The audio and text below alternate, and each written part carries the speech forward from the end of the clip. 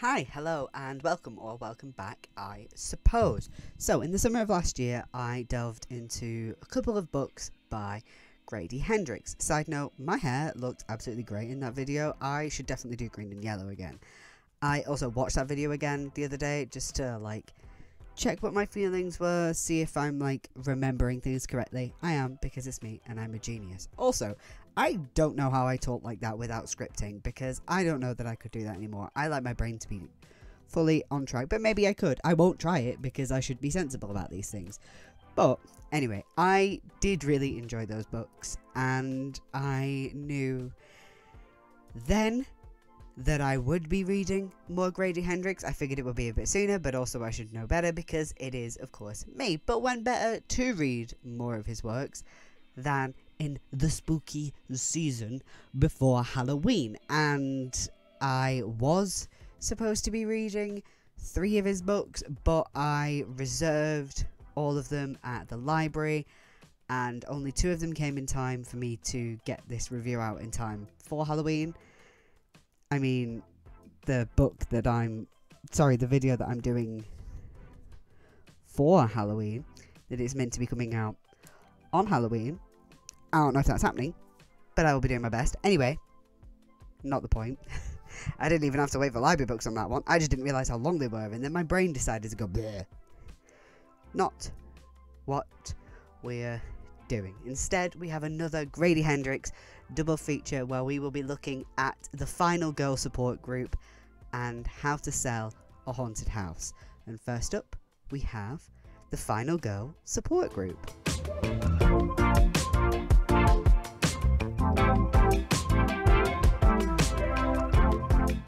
want to sit and cuddle?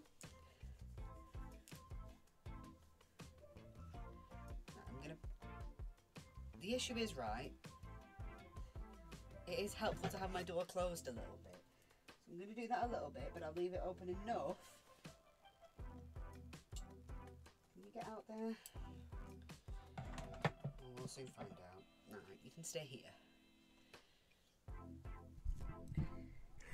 These videos will remain spoiler free. These reviews. Oh.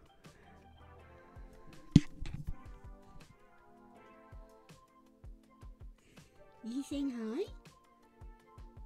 What's this? No?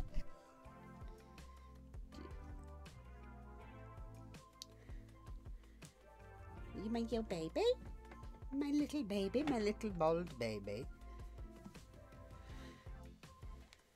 These 2 reviews will remain spoiler free, and anything that I do say that is headed towards spoiler territory, I will be keeping vague, so I won't be mentioning character names or genders. That turned out to not quite be true in this one, though I never delve into major spoiler territory. The first thing we see in this book is a kind of screenshot from the Final Girls subreddit called r/LastLadies, and it's an interaction between users Fubargate and Orchimenes, and when I first saw it I thought, oh, that's kind of interesting. It's like the public interest in these Final Girls, and we don't really have an idea of what the Final Girls means, like the concept of the Final Girl means within this universe, and we will get onto the meaning of Final Girl in a moment. That is actually the first sort of thing that you see, but plot wise, this is the first thing you see, and I was like, yeah, okay, I'll be interested to see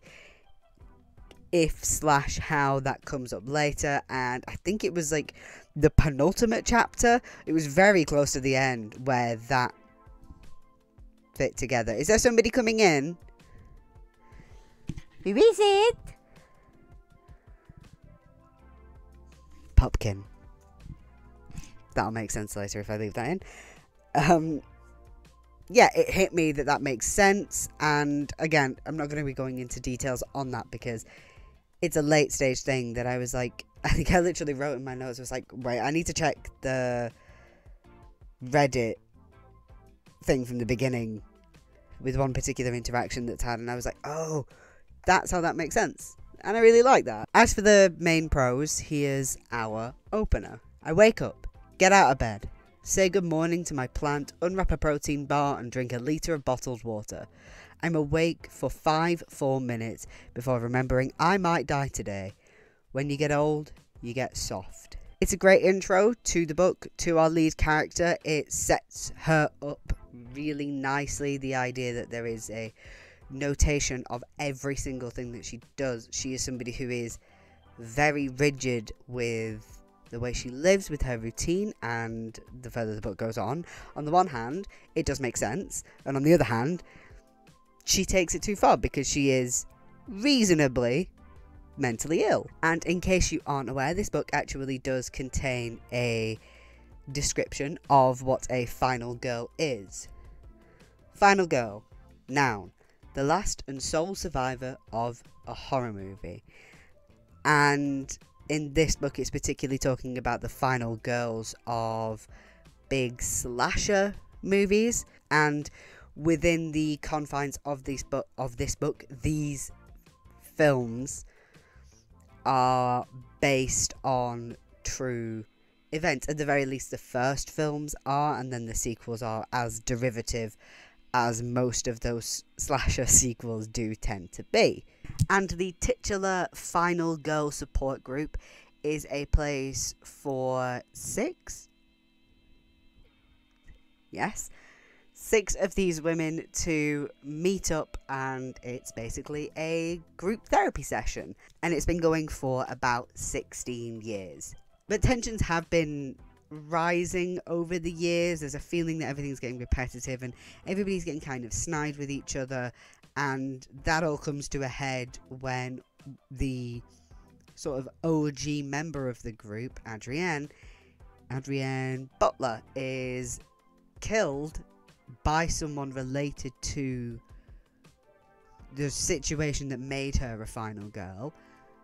Then basically, on the one hand, things are kind of falling apart. On the other hand, they really should be working together to be figuring out who and what is behind this and going on. And this universe's concept of the final girl is established really well in that first chapter. It doesn't feel like you're getting beaten over the head with it, because it is something that could easily really easily be done. And it also doesn't feel like an exposition dump, because you do have to kind of be caught up. I was intrigued from the out, and it doesn't feel like an exposition dump that you do often get in fiction like this. Between each chapter, we get these we get all sorts really. Their journal articles, their therapy notes, newspaper clippings, all sorts of stuff. They fit with the chapters and the story really nicely, and sometimes it's directly linked to the chapter that's just been or is coming up, and other times it's sort of related. Either a name will be brought up within it that makes sense and all that sort of stuff. But I thought it was great, and it was very reminiscent of the product listings that we saw in Horror Store, that are though less humorous. Because if you haven't watched my video on that, which you should, or if you haven't read Horror Store, which you also should, there are basically 2 kinds of product listings, because it is basically a haunted, not IKEA kind of thing. Bruca, a sofa that's everything you dreamed a sofa could be, with memory foam cushions and a high back that delivers the support your neck deserves. Bruca is the relaxing beginning to the end of your day. Available in forest green, aubergine, cardinal and night. Then they got the dimensions and the item number. So you can see here we have I don't even know if this is going to show, but I think that's roughly where my head usually is. So we've got that there. That looks just like the rest of the product descriptions. The difference being, so obviously that looks like relatively normal IKEA chair, but it's also got a thing that your head would go in, and it's got like ankle and arm constraints in places to strap you in. Bodavest. Boasting several advantages over the traditional forms of restraint, Bodavest confines the penitent and opposes the agitated movement of blood towards the brain, forcing the subject into a state of total immobility, conducive to self-reflection and free of stressful outside stimuli. Available in light oak and medium birch. It reminded me of that, but I like the humour of Horror Store, like really gallows humour, I guess, but like I enjoy it. And in our final girl support group, we have, is it Adrienne or Adrienne? I never know. But we have Adrienne Butler, who is the woman that gets killed. She is also the first woman, along with Carol. I believe it was Carol. Was it Carol King? Names are never. But Dr. Carol is the therapist, and Adrienne joined together and started this group. We also have Lynette Tarkington. She is our main character. Yeah, first person. My brain just fell out for a second there. She's our main character. She's who we're following throughout. We also have Marilyn Torres, Danny Shipman, Heather DeLuca, and Julia Campbell. And I was curious to see who, or if they would be based on genuine final girls. And as it goes through, even if I am not a horror aficionado, I know I am not about to spoil you on any part of the plot. This is fine. Again, as the plot goes on, you do sort of start to figure out who these women are based on. And from what I was looking up later, because I was trying to find something out, not this, but it happened to come up, I could figure out all but Lynette. But the point of Lynette's, whenever it's brought up, is called Silent Night. And I believe in one of those like article things, it's talking about the fact that it was like a straight to VHS thing, if I remember rightly. And therefore it's probably not one that I'm gonna know. I think so. I saw somebody, it's called Sleigh Bells or something like that.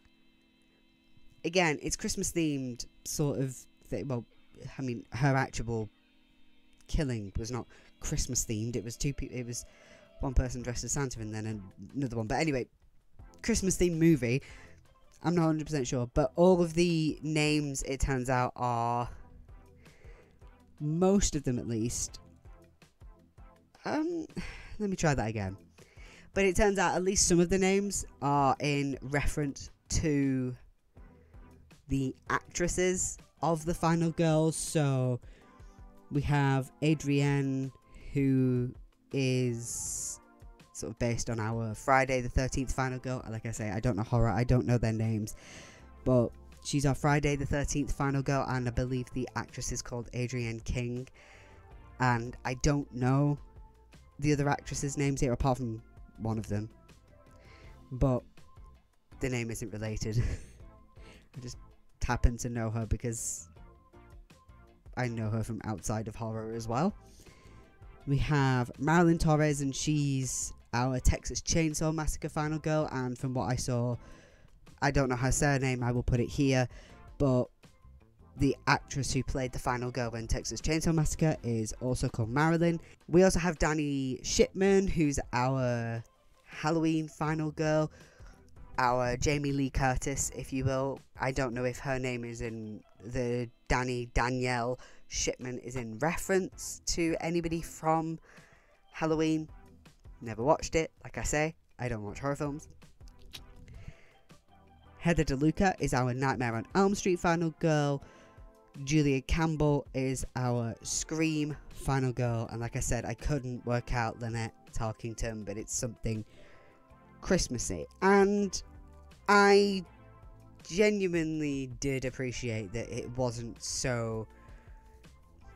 made the most obvious. I mean, once you get to the points where like those little chapter things where there's a bit more of a description of the films, it is clearly not XYZ film, but it still worked. It wasn't like you weren't beaten over the head with it. But I could it's like you're not beaten over the head with it, but even I could figure it out, and I only like know those movies for the pop culture aspect of it. And he also does a great job of making this group work really well. Most of the time we don't see all 6 of them together, and I think that works in his benefit. This isn't just me talking about him. I think most people start to struggle when they have one big group all working together in a book. Especially, it often works better on screens because we do have that visual aspect, whereas I think things can get lost the bigger a group is in a book in one scene. But Everybody is also brilliantly distinct, unfortunately, with a lot of group dynamics. We do get people kind of feeling like they work in the same way as each other, but everybody brings their own thing that they either have as a positive or a negative or kind of both in that Venn diagram.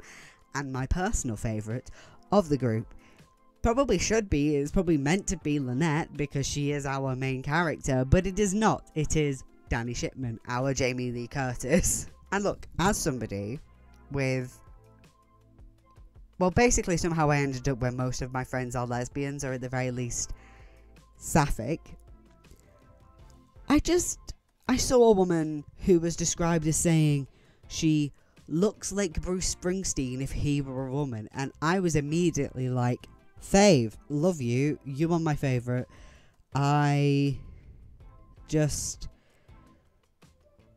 It was very clear from the off that this is our group's protector in a way, and not in a way that feels cringe as well. She never says that, she just is, which I always prefer in a dynamic like this, because it's so easy for somebody to be like, I will protect you all, and they're always the one that's going to get knocked off first. She just is our protector. And also, horror is for the girls and the gays. So obviously in that Venn diagram we know who meets in the middle, and that is given to us with Danny. And look, just any time I saw it, I was so happy. And obviously I see why we are following Lynette. She is the one that makes sense for us to be following, but if we were following Danny, I would not be unhappy about that. And honestly, yeah, it is because she is our butch protector. Hello? Cat. You saying hello? What are we doing?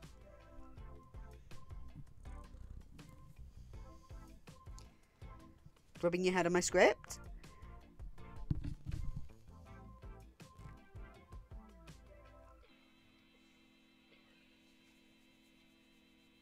Baby. Yeah, I would have loved to have been following Danny, and you know, she's our big butch protector, and I think everybody needs one. I just keep collecting them like Pokemon, and I'm not annoyed about that. Now, obviously this is more of a slasher book than the supernatural stuff that I have, well, all of the other books that I've read of his, and I'll be honest, I prefer the supernatural stuff. It's clear that there's a kind of tongue-in-cheek element to this, but there also was with My Best Friend's Exorcism, and I genuinely just preferred that. I just think that he is better at doing supernatural fiction than this. And yeah, there's a level of like, I don't know whether to use parody or satire. Like, if somebody could say what Scream is, I can't remember if I've ever watched Scream. I think I watched it when I was a teenager, but because I knew it wasn't like a boo kind of horror film. Like, I'm not suddenly going to shit myself every 5 minutes. I hate films like that. Only relying on jump scares, I'm going to kill you.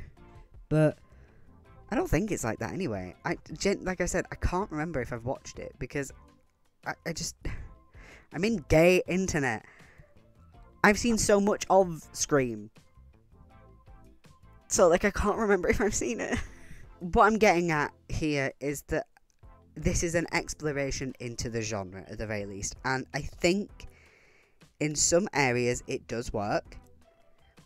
In others, there is a level of you should have been diving into this sooner. So like I say, Adrienne is our first to die, and it's kind of just offhandedly mentioned that, oh, she's actually black. I bet you imagined her as blonde and this and that, because that's how she's portrayed in her film, and obviously you're supposed to know by this point who Adrienne is, and I imagine if you do know, was it Friday the 13th with Adrienne?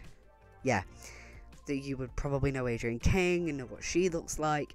So it's like, yeah, so the long-standing horror trope of if there is a black person in the group, they're the first to die. And until we got to the point where we were making films that either are commentaries, are satire, or even parodies, then we weren't addressing it properly. And let's be honest. Now, I'm not the one to be able to comment on this, but I'm good enough to do my reading. Yeah, it's a racist trope.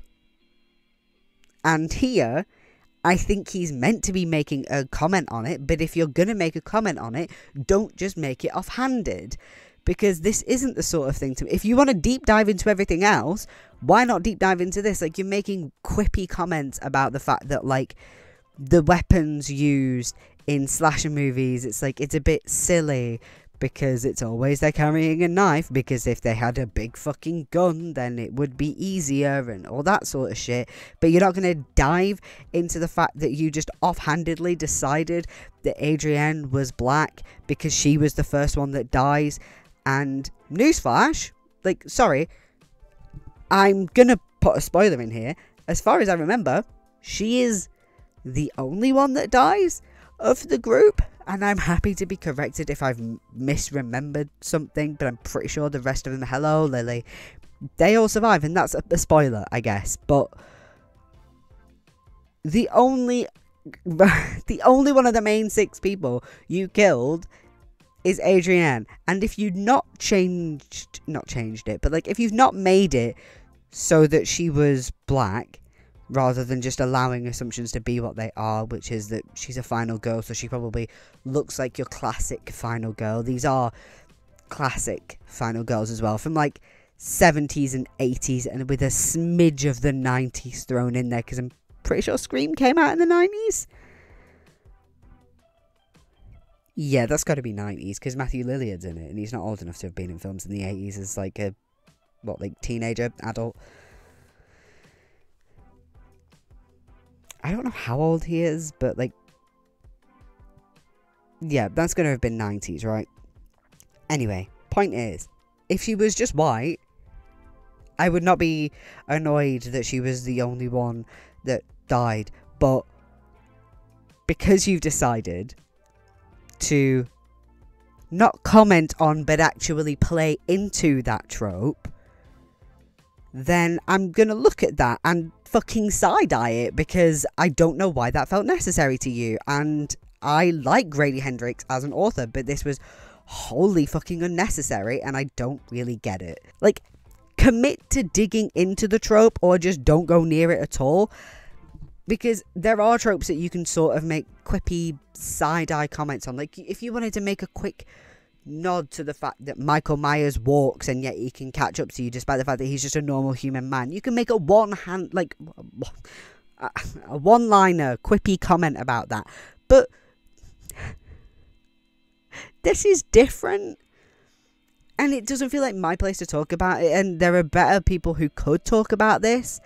So if you do know of any reviewers who... I've only seen comments online. I have not read and gone into reviews because I hadn't scripted at that point, so I didn't want to find deep analysis type reviews, but I did see some comments about that. And if you know of any black reviewers who have spoken about this, or have spoken about Grady Hendrix in general, who've seen something that I don't know about, then I would be really appreciative. And while I am on my grievances, the twists aren't great. Like, they're shocking, because honestly, most of them aren't set up that well. Like, the first one where it's the first time where you're going, oh, maybe it's this person. I'd had kind of an inkling, and then they went, oh, okay, this thing leads to this thing, leads to this thing. Like, you're being told how things fit together, and then Lynette keeps going, oh, it's this person and it's this person, so it must be this person, this mustn't. And then whenever you're reading something like that in a book, you have to then just sit and go, well, it's not them then, is it? It doesn't feel like a red herring, which is maybe what it's supposed to be. It feels like a look literally anywhere else than this person, because you will now just not believe that it's them. I think one of them works kind of well. There are 2 reveals at the end of who's doing something. And, sorry, I'm trying to keep it vague and this isn't well done. But one of them is really good. I genuinely, because you could have seen it coming, and it does kind of hark back to other things that we've seen before. So we've got a guy and a girl. I said I wasn't going to do genders, but we've got the girl reveal. Pretty good. Not perfect, but pretty good. The guy reveal, it was just like, oh, it's him. That was kind of shocking. You've barely led to this, and you can sort of go, oh, that's why he was so willing to do this, and that's why he was so helpful here, and it's like, you can kind of put the pieces together, but it feels like Grady Hendrix wasn't trying to. Like, you know, the Reddit thing worked, like I said, and there are some bits throughout, but it felt like the shock of the twists were more important than any setup, and any good twist does have setup to it. Read an Agatha Christie novel. The reveal, and this is a thriller. That's what slasher movies are. They're less horror, they are more thriller. And do you mind bapping your ear on me? Read any Agatha Christie novel, or any good crime novel, but there's a particular way that a lot of her books were written. That is, there is usually a notable reveal at the end. There's a way she does them, and it's you have the pieces that you could have put together yourself reveal to you at the end, and he could have done it like that, and I think that's kind of what he was trying to do. Not in the way that Agatha Christie does it, where it's like you've generally got people sitting and talking to each other and going, well, it's this person because this piece fit with this piece and all the jigsaw comes together kind of thing. Whereas here it's a bit more like, as they're talking to the people that have been revealed, we're going, here's your pieces. But one of them's been chewed, and there are definitely a couple of them missing. Like, the cat's knocked it off the table. And, you know, I do think this book is kind of a shame, because it's not that I didn't enjoy it. I was along for the ride, but it just didn't do what I needed it to. Because, like I say, it's meant to be a bit of a thriller, but I wasn't exactly thrilled with it. I just wasn't as engaged as I should have been with it. And I concede that maybe if I was mad into horror films, then maybe I would be more into this. But as it stands, I'm not. So, and I know about horror films. I know about how they're put together and stuff like that. Like, I know about that aspect of it. And this just still wasn't hitting it for me. I'm sorry. But, like, I think it's aiming in the same direction that Scream was, because I'm well aware that that is a sort of satirical take on slasher films gone by. But while they're both on target, Scream hit the bullseye, and the Final Girl Support Group got points for hitting the target. But as I got to the end of it, I was just going, well, I have How to Sell a Haunted House next, and generally his supernatural horror has been a lot better, so hopefully that would be the same. And, you know, there are some good things. I particularly did like, you know, the way that, you know, he talks about the ways that women are in danger compared to men. I can't remember the quote, but it's basically, it sort of amounts to, you know, men are in danger because of actions taken, women are in danger because they're women, or something like that. I can't remember the quote, and I don't think I wrote it down, and if I did, bugger it, I'm not fucking finding it. But there's commentary on that stuff. But like I said, I was getting to the end going, I have another book, and hopefully that will be better. Speaking of which, let's get onto it, because I was originally meant to do this like I've done previous multi-book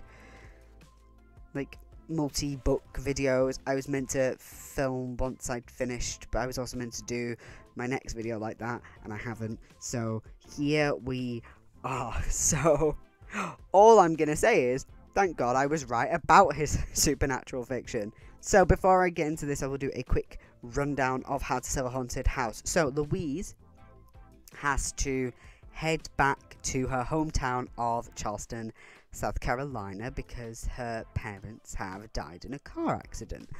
And it's clear from the out that her and her brother have had rather a tumultuous relationship, to say the least. And basically, the house has to be cleared so it can be put on sale. And in particular, it has to be made not fucking creepy, because it is a house full of her mother's, well, of their mothers, dolls and puppets. It's the puppets in the particular that cause a lot of problems. And, you know, great, you've got to clear all these items, but the issue comes when they realise that you can't really sell a haunted house. Especially in America, from what I gather, like, the idea of a haunting causes a plummet in the... Like, for obviously for the person selling it, it causes a plummet in the asking price. A haunting will do that. I don't know if that's the same over here, but I've heard that it can knock like a third off the asking price, which, by the way, if you're buying and don't believe in all that shit, or buying, pay someone to fucking cleanse it. That's what I bloody do. And I realised that I forgot to write down the first line, because I wrote this today while my brain has been falling out of my arse, because I'm getting a deadline really close. I've cocked up my timing of things. So, this was meant to be out 2 days ago by the time you're seeing this. Now, this doesn't have, while I'm finding it, this doesn't have the, like I was saying with the little, like, journal entries, journal articles rather, and newspaper clippings and stuff like that, that the Final Girl support group have, or the product listings. It doesn't have anything like that, but each part is, is the first part that? Well, we have our initial first part, but that's very short. It's effectively our very first part is the lead up to her finding her parents had passed. And then from there, each part is named after the 6 stages of grief. Five stages of grief. So we have denial, anger, B, depression, and acceptance. I can't remember what B is. Bargaining. The B is bargaining. All I remember is that for some reason one of my old flatmates, I don't know how we got into this conversation, but it was a running joke that it was like you dabbed her, so D-A-B-D-A for each of the letters, and you dabbed her pain away. Sorry. I'm not. I lied. Anyway, here's the first line. Or the first part. Louise thought it might not go well, so she told her parents she was pregnant over the phone, from 3,000 miles away in San Francisco. It wasn't that she had a single doubt about her decision. When those 2 pink parallel lines had ghosted into view, all her panic dissolved, and she had a clear, certain voice in her head say, I'm a mother now. I think it's a great start, because this is a book that does look at sort of parenthood, specifically motherhood and childhood and stuff like that, and sort of the issues that get passed down generationally, because I think, you know, oh, fucking hell, Lily!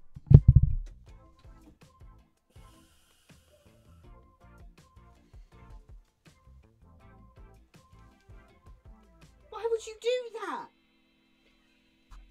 I'm wearing a skirt, and therefore I have bare legs, and she just sort of slightly slipped between my legs, and I could feel her brush against my ankle, and I just absolutely shit myself. Jesus, I don't know what I was saying. Yeah, it's about the issues that we pass down generationally, and it's sort of that running internet bit of, you know, many of us wouldn't be in the place we are if our parents and their parents before them had just gone to fucking therapy. And I'll be totally honest, I need to move that again.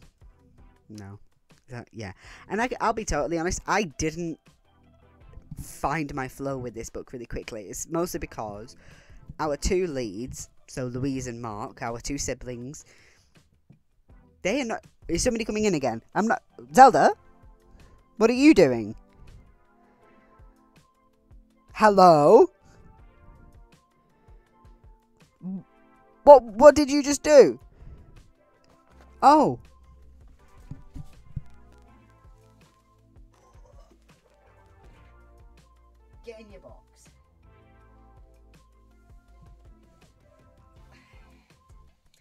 She loves sitting in boxes, usually my clothes boxes. You happy?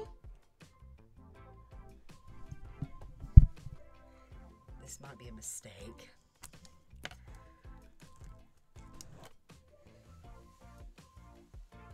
There she is.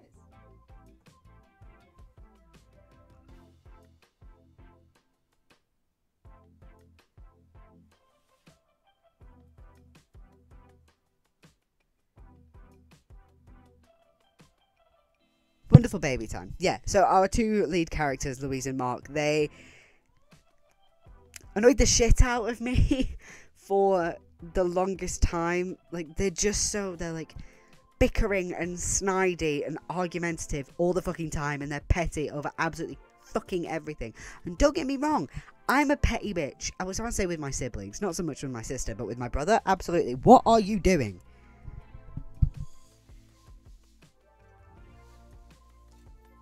What, pray tell, are you doing? Other than being a big baby. Look at her. She is baby. Oh, she wants to get down. Yeah, so like I say, I'm petty as fuck with my brother. Like, it's been 4.5 years since he spilt a drink on himself and it looked like he pissed himself. And yet, he is still called Piss Boy on my phone. And I refuse to change it. Could I delete that nickname and just keep it as his actual name? Yes. Will I? No, because it's fucking funny every time I have to have a serious conversation about computers because I don't know what's up and I have to message Piss Boy. And I will be back in just a moment because I'm being told my storage is low.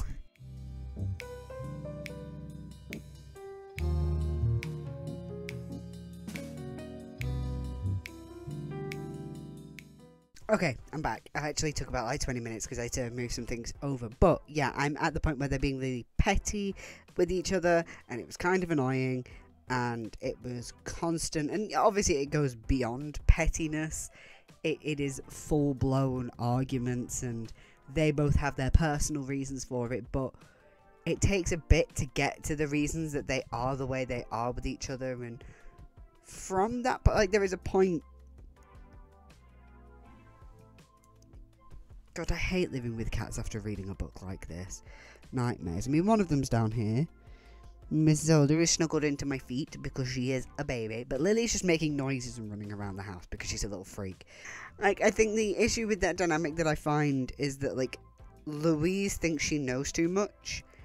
No, not she thinks she knows too much. She thinks she knows everything, and Mark is just a bit of an arsehole. But it's like, it becomes clear later on that there are reasons for this, but it takes a bit to get there. And there's no issue with that, like, overall, because it does start to make sense. But I did a little bit struggle to get into it. I think for some people, they don't mind that. I think especially a lot of people expect to not...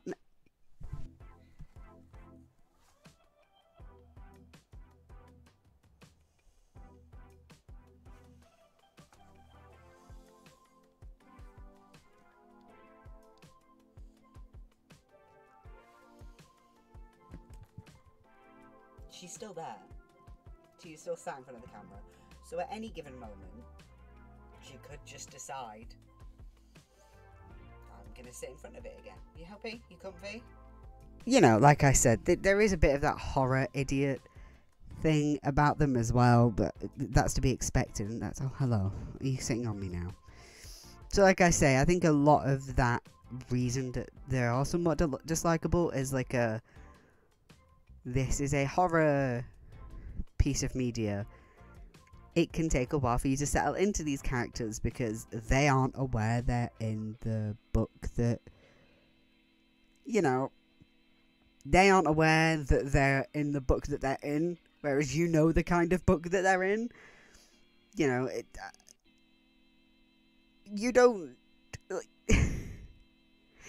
These characters do not have the knowledge that they are in a horror novel. They don't know that they're about to be haunted, if that makes sense. So that they may be a bit stupid. But I feel like, especially for Louise, because Mark is the one who's a bit more open to sort of spiritual stuff and a bit more wishy-washy about certain things. And he's very open-minded to certain stuff. And he's the one that's like no, maybe we should go to our aunt and cleanse the house. And she's like, but it's not going to do anything.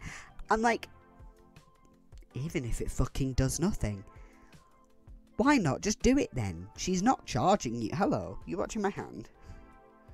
Oh, she wants scritches. Oh, she wants scritches. Oh, she's a good girl. Oh, she's a baby. Oh, you're a baby. Like, it annoys me so many times where she's just like, well, I'm right about these things, so we're not doing it. And it's like, even if you are correct, and it does nothing because there is no haunting, then great. But what it means is, you can then go, we have exorcised and cleansed this house. Therefore, you can now sell it. Idiocy. And yeah, like I say, it's the kind of film where any other version of this, you know, you've got them moving into an old haunted house, but you got it cheap because it's kind of in the middle of nowhere, type of one of those type things. It's the same kind of idiots that move into those houses. Is her going, no, it's fine. I'm sure I'm just a bit like mental or something. At least there is one point where she goes, it's just me, I'm just having these hallucinations about stuff. And I think that's fair. I think it's fair to assume that you are maybe just hallucinating this stuff, because it is easier to assume that than assume the fact that your mother's dolls and puppets and taxidermy have come to life and have been attacking you. I'd rather assume that I'm about to be institutionalized, but like, she is just irritating. And while they didn't necessarily become the most likable and lovable pair, I did find that once they started actually talking to each other like adults and explaining themselves, yeah, they start talking to each other like adults and they start explaining themselves, and you basically realise that they are a part of a family who, one, does not discuss anything important, and two, are mad.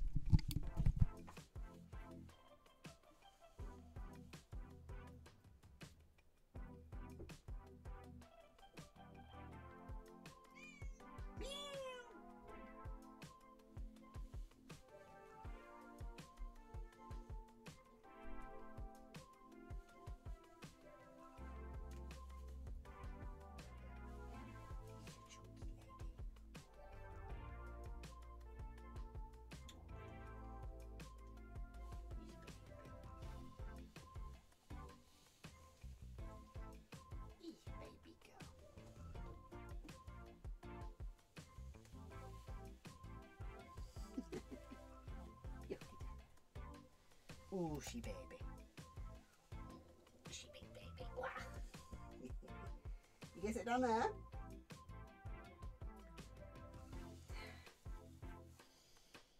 Yeah, their family don't discuss anything that's important, and they're also all just a bit mad in their way, and it's basically because of that first thing, they don't discuss anything, so nothing ends up out in the open, and they all just repress everything, so they all just end up going nuts. And that's a lot of what this book is delving into, the idea of families not just being open with each other and letting that affect everybody. Like, each generation gets affected because nobody will talk about anything, specifically in relation to death in this case. Obviously, it's a book about haunting. And the horror aspect, which is the main part of a horror book, is genuinely brilliant. Like, there is no reliance on gore, which I love. Were this a film, there will probably be jump scares. It would be that sort of film, but I feel like it wouldn't. Like, there is apparently going to be a film made of this. The rights have been bought, but that doesn't necessarily mean much. But from what I'm read, it is looking like it is going to be more than just the fact that the rights have been bought, that it is actually going to be turned into a film. Because if you don't know those are different, acquiring the rights to the film doesn't necessarily actually mean it's going to be made. But in this case, and I hope so, it's definitely a book that lends itself to not only adaptation, but also it really feels like it would be great on screen, especially if it was done with practical effects. At the very least, more practical effects than computer generated, because I feel like some CG stuff would be necessary. Would it? I don't know. I feel like this just could work really well were it made by someone, say, like the Jim Henson Workshop, who apparently are doing the animatronics for the Five Nights at Freddy movie that just came out. Probably not going to watch that. I know nothing about the game. Never really watched Markiplier. I remember watching one series that kept getting recommended to me at one point, his Hooney Pop series, which I thought was really funny at the time, but I never really got mad into watching him. But yeah, if it was done by somebody, if not Jim Henson Workshop, somebody like that, because obviously we've got a lot of dolls and puppets and all that sort of stuff, so it would lend itself to being made with somebody like that, and it really does lend itself to being made on the screen. But yeah, it probably would have some jump scares in it. It's a horror film, but it feels like it could be done very well without an over-reliance on that, and the jump scares would actually work. And when I say that, you know, there's no reliance on gore, there are a couple of scenes which have some violence to them. There are two scenes in particular that I am thinking of, but they're both scenes that are very visceral. It's not just like there's blood spraying everywhere and you can see bones and guts and gore and there, isn't it gross and disgusting? And it's not like Hostel where it's just like, we're gonna torture this man for the sake of it. There are two scenes. One of them is such a small physically act of violence, but it just because I misunderstood which way round it was at first, and I'm not sure if you're supposed to, or I just slightly misread it. It's not written badly, because I did reread it afterwards. I do just think that I slightly misread it, but I thought that the puppet was the one on the receiving end,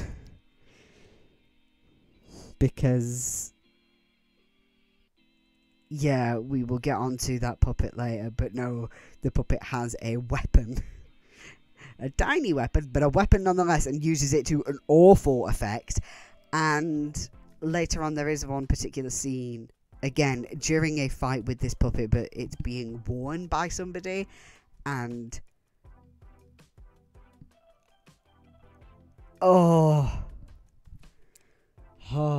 the way it's described is so in the head of the person.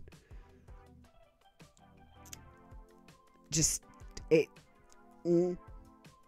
can't describe this because I don't want to be spoilers, and I don't want to be spoilers, whatever, And listen, dolls and puppets are a staple of horror. I think we all know Annabelle.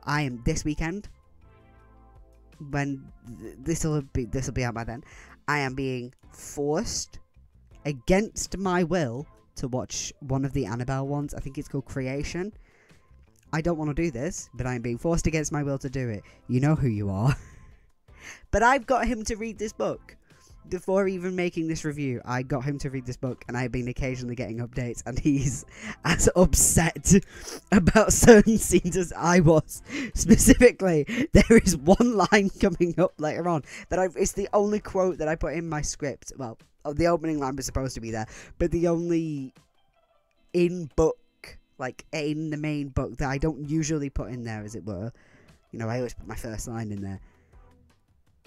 Oh, it's it's an icky line, not violent. I will read it out to you, but it's just like, and he fucking sent me that line. And what's funny is, he's only listening to audio, so he has remembered that line verbatim. He got it perfect. He sent me that line. But yeah, so I think he's making me watch, because I've never watched any of these. He is making me watch Annabelle.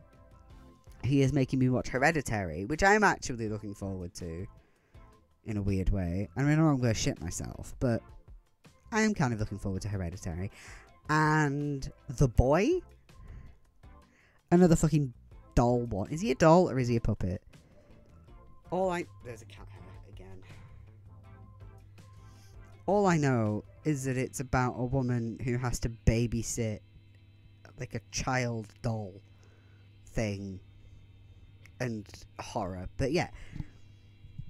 2 doll movies, and there was one that I watched before.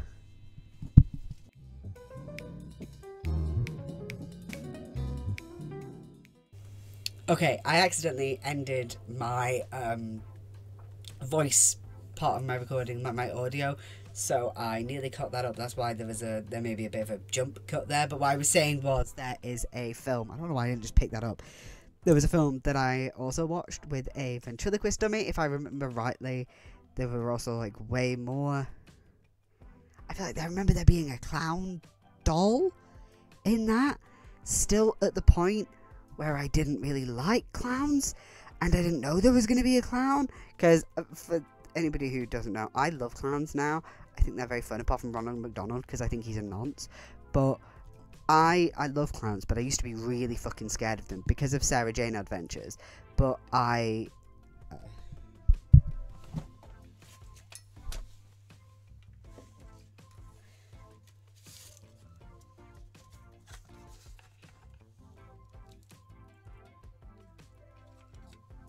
found this in a charity shop for 50p, and I bought him to. It used to be hung up next to one of my mirrors, so I would have to see him every time I like sorted my hair and stuff like that. So I would basically be doing exposure therapy, and it works. And now I kind of love clowns, especially a cheeky little one like this. Look at him, he's such a cheeky little boy.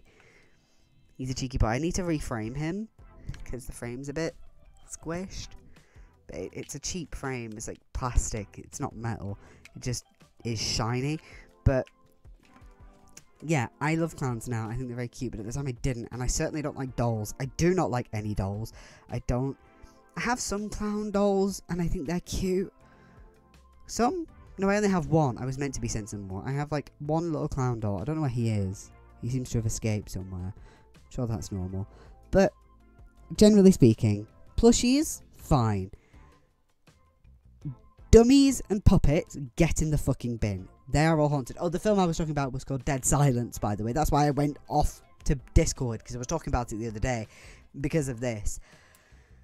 And apparently it's an early James Wan film. Is he the Saw Man? Saw Man. Fucking hell. But early James Wan film. And that rang a bell when they were talking about, when they said, oh, I think it's an early James Wan film. And I was like, yeah, that sounds right. It was a director I recognised. And yeah, I don't like dolls. Dolls, there's something of the uncanny valley about them, because they're supposed to like represent people. And I don't mean dolls like Barbie dolls, like action figure type like dolls. I mean like porcelain dolls. Awful. My mum used to have loads. She doesn't have so many anymore, mostly because she realised that they were freaking me the fuck out. And she's still got a couple. Fine. But my nan used to have a shelf on her wall, and it was top to bottom, like a bookshelf, top to bottom, full of porcelain dolls. And it was like layers deep. It wasn't just like one row of them per shelf. No. And when I used to sleep at my nan, sometimes I would just stay on the sofa, because we would like stay up late watching wrestling.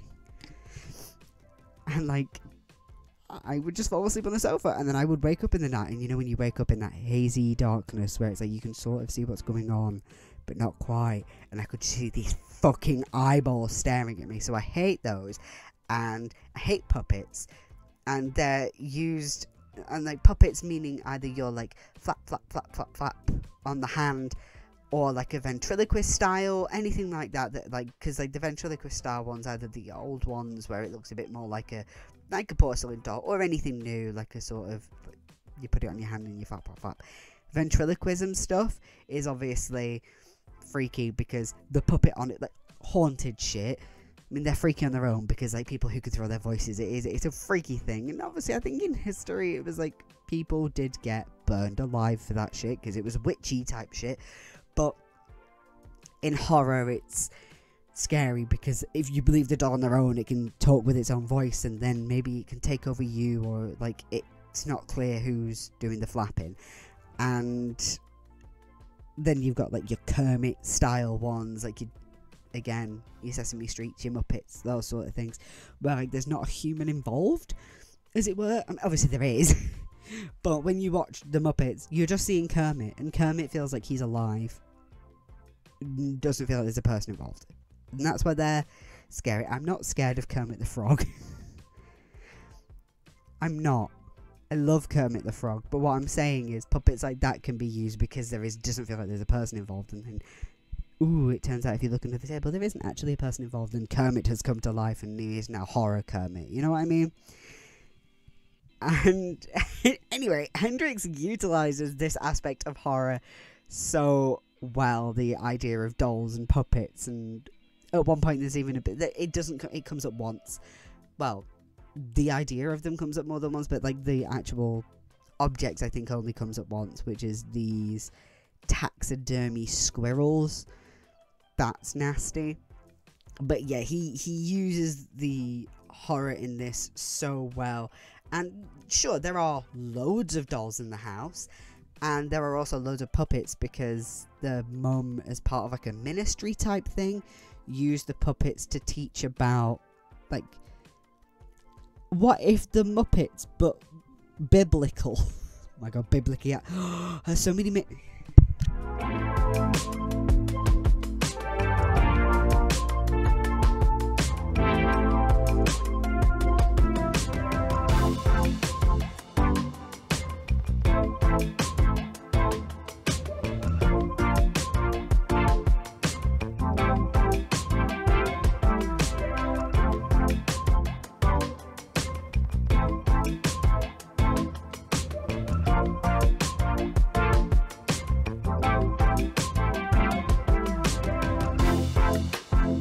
Somehow nobody has, and I feel like I have to make this myself because I was about to use the phrase biblically accurate Kermit. I don't even remember why now. Oh, because I was talking about the mother doing the ministry, like Bible Muppets, and then I thought of the phrase biblically accurate Kermit, so I won't have time. But if anybody wants to send me a wonderful, like, do it on Twitter, because I have my Twitter linked in the thing. I love the idea of somebody making me a biblically accurate Kermit. I do use DuckDuckGo's images, though. I tried using Tumblr at first because I thought that might come up, and then I used DuckDuckGo's images thing, and like the DuckDuckGo images are a bit shit. It's always not quite right, but I want biblically accurate Kermit the Frog. Maybe he is on Twitter.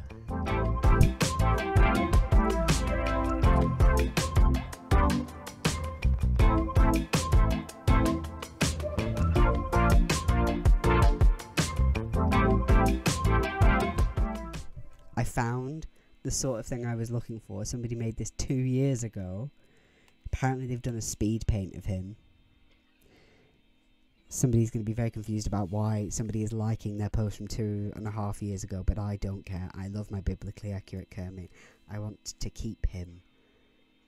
So this is by Eros_Seltzer on Twitter. I will put the link to, because I will be putting the image on here, and I will put the link of this in the description, because now I'm just constantly I love him. I love him so much. He is my boy. That's so good.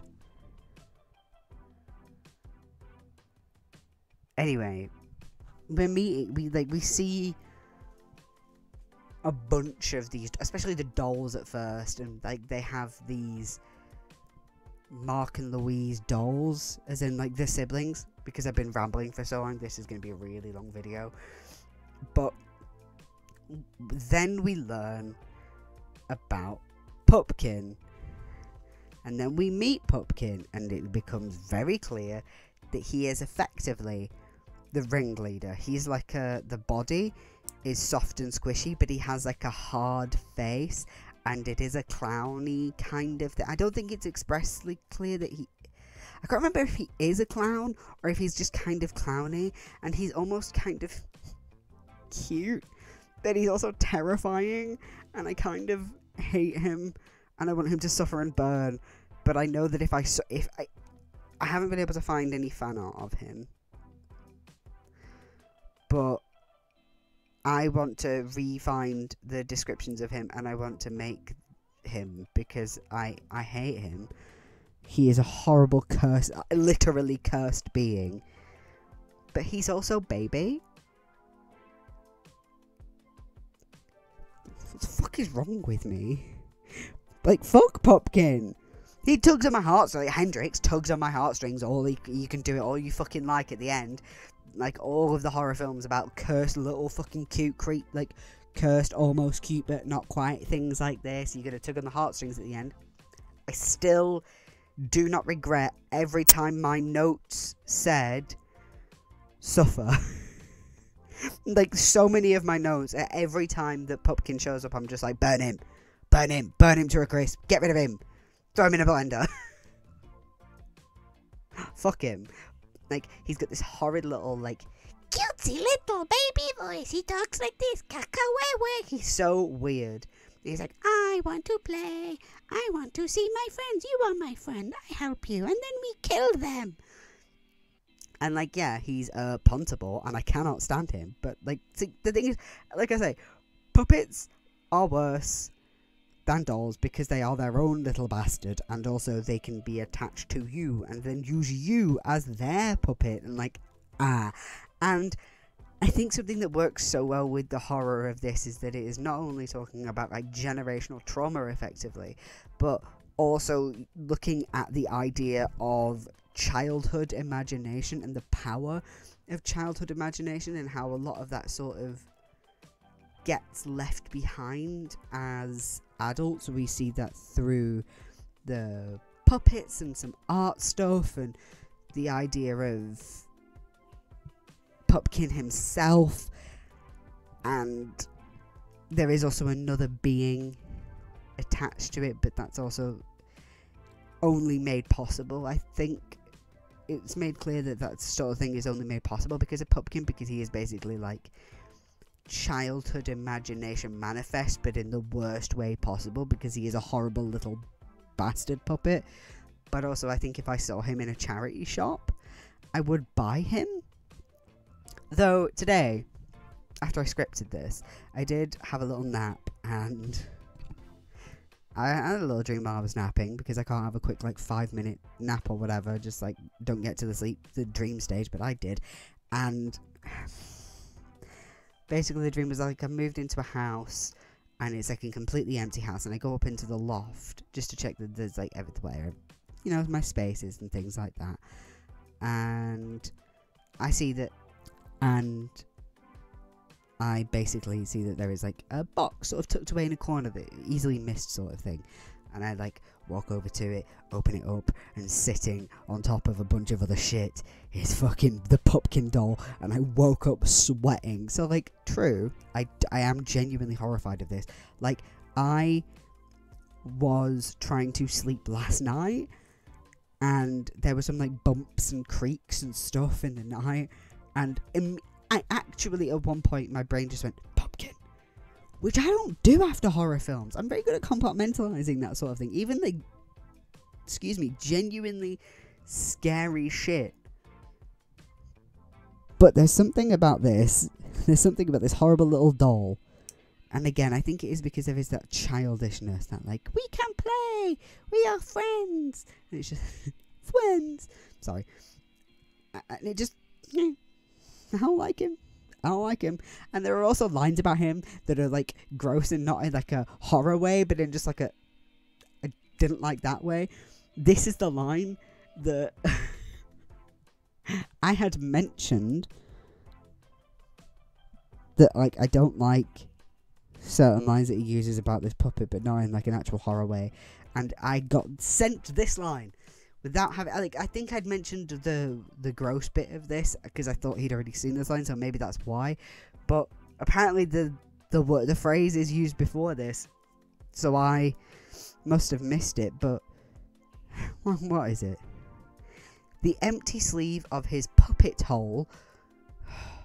The empty sleeve of his puppet hole hung behind him like a tail. I never want to see the word puppet hole ever again. That's fucking disgusting.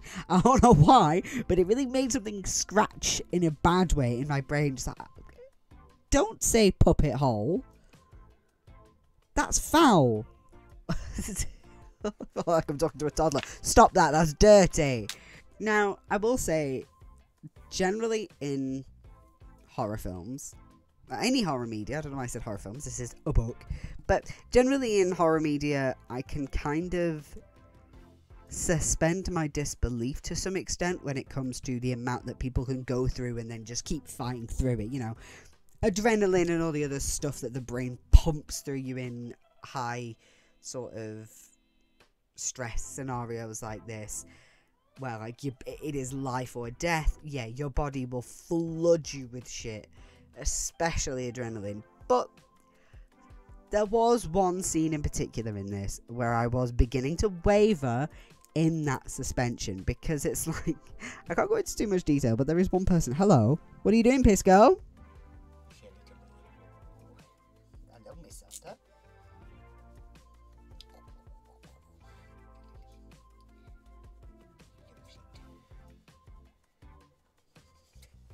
What are you doing, baby?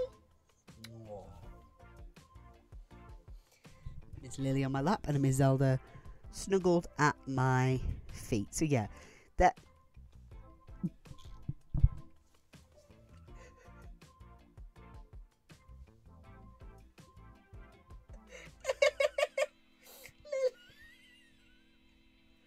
Lily. Thank you.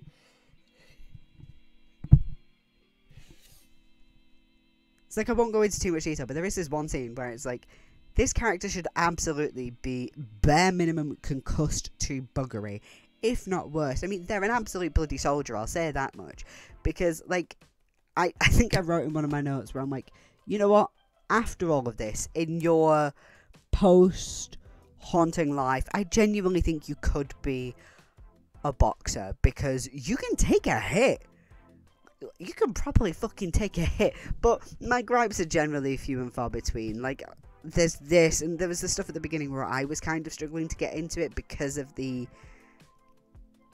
irritating nature of some of the characters, but I was still kind of enjoying being mad at them. So, like in a certain amount of horror media, maybe that is the point, because I know a lot of people watch horror for the fact that you can kind of have a go at these characters for being fucking stupid. And yeah, I certainly was like that with these two. It's like, yeah, let's just, so we've got to sell the house, we've got to make all this money, and I was just like, burn it, claim the insurance. And the person who's been reading this book, who is making me watch the films this weekend, the person that's reading it has been like, you would have to, like, the amount of money they're being told they're gonna get is not insignificant. Like, at the beginning, it's like, it's not insignificant, but it's not enough. Like, this house is fucked. This house is nasty as shit. Fucking keep it, burn it, just get rid of it. So, you know, there is joy, I think, in hating those characters too. Yeah, no, I did hate them. Mark was an absolute tool at the beginning, and Louise was just kind of fucking annoying.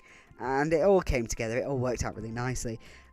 And, you know, like I say, I left it genuinely with that horror sticking with me. Pupkin is going to stick with me for a long time afterwards in a way that I think a lot of horror characters don't. And because he's such a fucked up little freak. Hello, what are you doing down there? You getting my wires? I thought you didn't. Baby girl. And it is definitely one of my favourites. I am actually, the more I think about it, I'm kind of hard pressed to decide whether this or Horror Store is my favourite. I think I liked Horror Store because I will probably try to pull the clip. So here we have the cover. If I've got this too high or anything, I'm going to be so sad. And if I do it again, I won't be surprised. And then we have the back cover. And then even the spine, it's all just perfect. We've got this with the map. And then if I find, we've got like a order form, like their little welcome to us, you can expect this from us kind of thing. And we've got these. And then at the beginning of each chapter, we have these. And it's like a product description. And you get that throughout. And then at the back, we have Grady Hendrix's like author photo done like a staff badge, which I quite like. And then what I would say is the kind of beehive map. I will leave it at that. And we've got all of this. And I'm going to leave the other part from the back hidden, because I think that's a really nice, it's not a spoiler, but it's a nice thing to find. That just feels like a full experience in a book. It's done so fucking well. There is additional shit to make it feel like a catalogue, and then you're in Orsk, which is not IKEA, and in the non-horror moments, you still have that feeling of being trapped in a building, because I love going to IKEA. I love those veggie version of the meat balls. I love that gravy. But IKEAs are designed, and lots of like big warehousey type stores are designed like this, where it's like you've not got any working clocks, apart from, you know, obviously now you have your phone, but they're designed to not have any working clocks in there, and you're designed to be literally feeling like you're going in a spiral, because you do start at the top and then you spiral down to the bottom. And then there are also no windows. The only places where there are windows and doors are literally the entrance and the exit. So yeah, there's a lot of that encompassed into it as well as that. So whereas with this one, it is genuinely just so good from a horror perspective. I mean, the horror in Horror Store is brilliant. There are some viscerally tense bits in that. I remember it just being crawling under your skin, but there isn't a pumpkin. Like, there is a villain in that. He's not a pumpkin. So those two are like close to being my favourites. Then it would be Best Friend's Ex-Assistant. It was very good, just not my favourite. I just remember it feeling like I have read a good horror book. I really enjoyed it. It still made me want to read more Grady Hendrix. And then there is like, they're here, those three. And there is for me, a big downgrade. Like, they're here. Here's our top three. And it does genuinely feel a bit like there is quite like, here's the final girl support group. Do you know what I mean? And like I say, it wasn't a wholly bad book, but it's okay. It certainly could have been a whole lot better. So I just think that his supernatural stuff works better. He knows how to do that, and that does make me curious about, what's it called? I think it's the Southern Book Club's Guide to Hunting Vampires or something like that. I'll put it on screen, because I probably didn't put it in my script. But I think I would have put it in my intro script. Yeah, the Southern Book Club's Guide to Slaying Vampires. I do wonder how that fares, because that's a very